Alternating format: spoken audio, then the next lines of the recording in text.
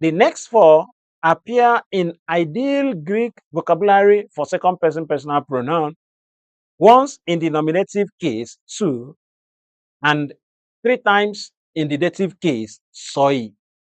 The last two occur in the Greek vocabulary translated as you bind and you lose in the subjunctive mood.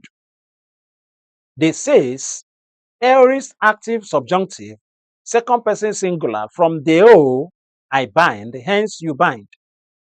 And lyses, aorist active subjunctive, second person singular, from leo, I lose, hence you lose.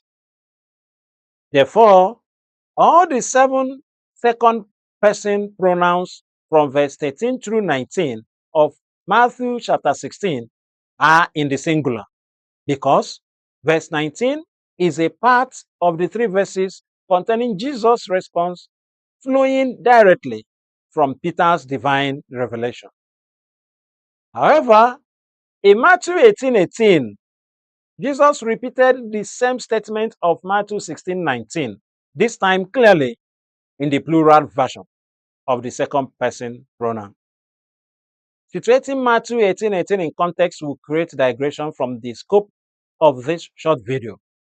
Suffice it to say, however, that in Matthew 18:18, Jesus was making general remarks to the entire apostles, which was born out of their question to him in verse 1 regarding the greatest in the kingdom of heaven.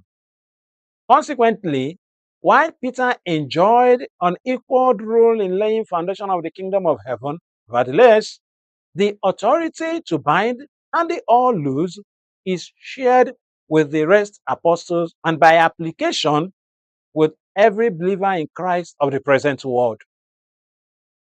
First, to bind and loose in the context of GNT biblical word is a responsibility, not a privilege. Concept of deo and leo in the GNT are 2 opposite words in the sense of word and its opposite. Boschel, in Theological Dictionary of the New Testament, TDNT, volume 2, page 60, explains various contexts of deo use in the GNT in connection with leo.